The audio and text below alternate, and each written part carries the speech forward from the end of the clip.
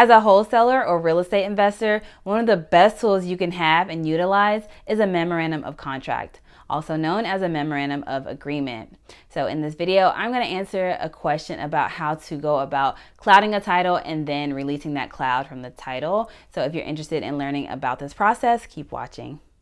Hey, what's up? Welcome to my channel. If you're new, welcome back if you're true. I'm Dara, real estate investor, entrepreneur, and consultant out of Atlanta, Georgia. I recently got a question on one of my old videos about filing a memorandum of contract. And at the time, that was the only video that I was able to find on this topic on YouTube, on the internet in general. It was actually the only video that was actually showing you step by step the process of going down to the county courthouse and filing a memorandum of agreement.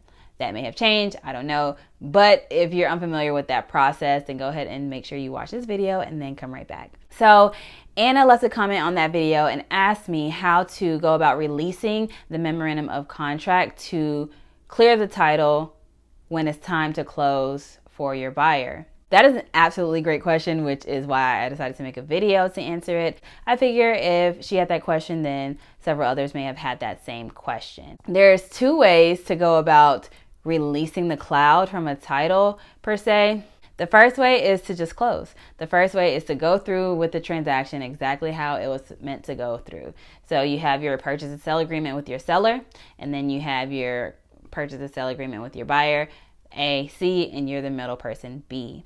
So what happens when you file that memorandum of contract, you are taking your A to B contract and you're filing that. You're letting, it's public records, you're letting everyone know like, hey, I'm set to close on this property. I'm set to purchase this property and or assigns on X date, on or before X date. Sometimes it could be after. Regardless, you are filing this notice so that it is known that this transaction is about to go down.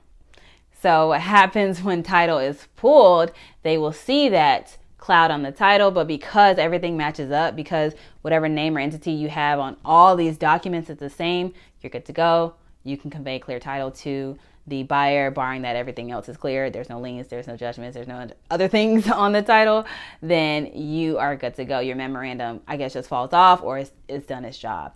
So for those who may not know what the purpose of a memorandum of contract is, or affidavit of agreement, whatever you want to call it, the purpose is it's your insurance. It's your way to make sure that the seller does not go behind your back and sell the property to someone else while the two of you are still under contract and it's still a binding agreement. Because that has happened, and a lot of wholesalers have been burned that way because the homeowner may have gotten a better deal or a quicker close or whatever the reason is. Maybe they got cold feet, whatever the case is, they now want to breach the contract that you two are under. So this document, this memorandum, is your insurance to make sure that doesn't happen.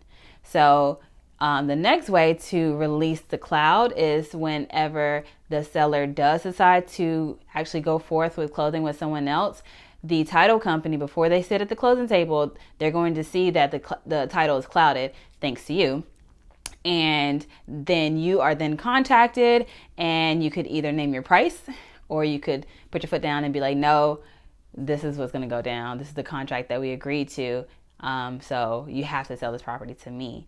And if you decide to name your price, then you're saying, hey, for X amount of money, I'm okay with you stabbing me in the back and selling this property to this other person.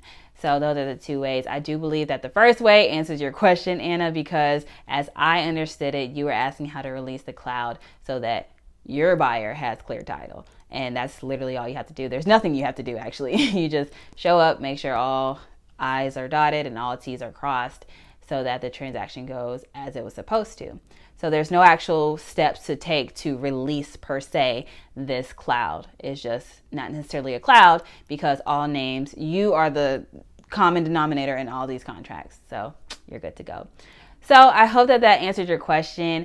And for those who learned or gained something from this video, I hope that you go ahead and put that thumbs up. Go ahead and like this video, comment below any questions that you may have. I do absolutely love answering your questions. And if it is compelling enough, I'll make videos to answer it. But go ahead and share this video too, because like I said, if one person had a question, then I'm sure others could benefit from this video. And if you aren't already, subscribe to my channel and turn on your bell notification so that you are notified each and every time I do make an upload. Thanks again for watching. See you in the next video.